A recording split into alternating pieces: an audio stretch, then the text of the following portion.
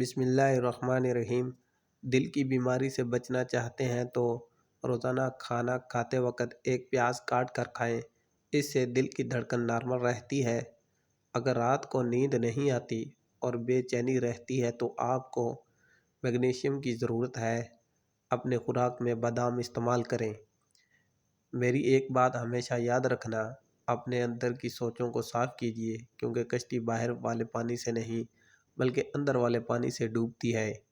قد لمبا کرنے کے لیے 3 کھجوریں لے لیں، 1 گلاس دودھ میں پکائیں، پھر گرینڈ کر کے جوس بنا کر صبح نہار منہ پی لیں۔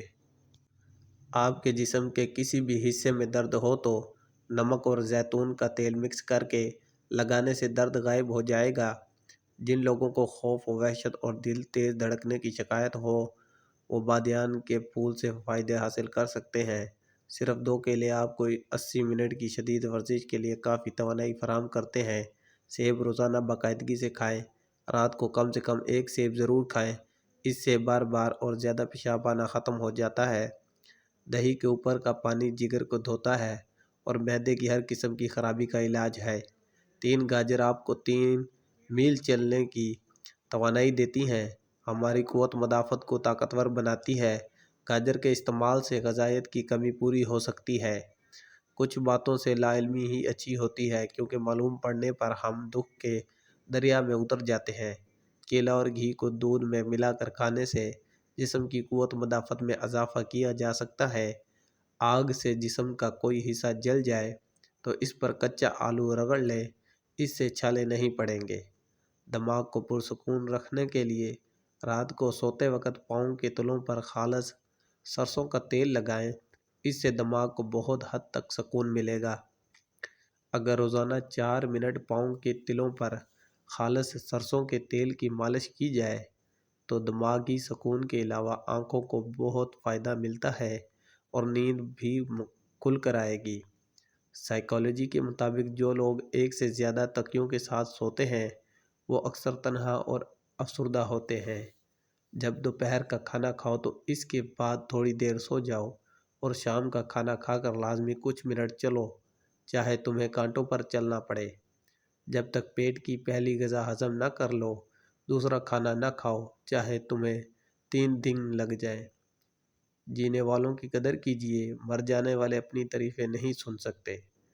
جسم میں خون کی کمی کے جسم پر اثرات: سانس لینے میں مشکل ہونا، سر چکرانا، تھکاوٹ ہونا، جلد کی رنگت زرد ہو جانا، سینے میں درد رہنا، ہر وقت ہاتھ پاؤں ٹھنڈے رہنا۔ اگر معدے میں گیس بہت زیادہ بنتی ہو یا پیٹ میں مروڑ اٹھتے ہوں، پودینے کا قہوہ بنا کر اس میں 2 چمچ شہد ملا کر پینے سے یہ مسئلہ حل ہو جاتا ہے۔ پودینے کا رس ہیضے کو ختم کرتا ہے۔ لیموں اور پیاز کا رس ملا کر پینے سے ہیضے میں افاقہ ہوتا ہے۔ جائفل کا جوشاندہ پینے سے ہیضے میں لگنے والی سیاہی ختم ہوتی ہے۔ ملتا تو بہت کچھ ہے اس زندگی میں، بس ہم گنتی اسی کی کرتے ہیں جو حاصل نہ ہو سکے۔ جس کو خون کی کمی کی شکایت ہو جائے وہ زیادہ سے زیادہ گاجر کا جوس استعمال کرے۔ بال گرتے ہوں اور کمزور ہوں تو ناریل کا پانی اور زیتون کا تیل مکس کر کے ہفتے میں 1 دفعہ لگا کر 3 گھنٹے کے بعد سر دھو لیں۔ چند ایسے کام جو صحت کو نقصان دیتے ہیں ان سے گریز کریں۔ کھانا کھانے کے بعد سونے سے گریز کریں۔ کھانا کھانے کے فوری پر نہانے سے گریز کریں۔ کھانا کھانے کے فوری بعد پھل کھانے سے گریز کریں۔ کھانا کھانے کے فوری بعد چائے پینے سے گریز کریں۔ دیسی مرغی کا سوپ پینے سے سارا دن جتنا مرضی کام کر لو تھکاوٹ نہیں ہوگی۔ غلطیاں کیجیے مگر کسی کے ساتھ غلط مت کیجیے۔ اپنی ذہنی سکون کے لیے 3 چیزیں مختصر رکھیں: الفاظ، توقعات اور لوگ۔ جس گھر میں سب افراد روزانہ صبح ورزش کرتے ہیں ان افراد کی عمر لمبی ہوتی ہے۔ گھی میں کچھ نمک شامل کر کے روزانہ مالش کر لیا کریں، اس سے بدن کی خشکی دور ہو جاتی ہے۔ آٹے کو زیادہ باریک مت پیسیں، اس سے آٹے کی غذائیت کم ہو جاتی ہے۔ بکری کا دودھ انسان کو طاقتور بنا دیتا ہے اور پیٹ کی چربی پگھلاتی ہے۔ دودھ پلانے والی عورتوں کو ٹھنڈی چیزوں کا استعمال کم سے کم کرنا چاہیے۔ زیادہ ٹھنڈے پانی کے استعمال سے لوگوں کو ہارٹ اٹیک ہوتا ہے۔ پان کے پتے کچے چبانے سے دماغ تیز ہوتا ہے۔ زیادہ بولنے والا انسان کم عقل ہوتا ہے۔ جگر کے مریض لوگ کالے چنے استعمال کریں۔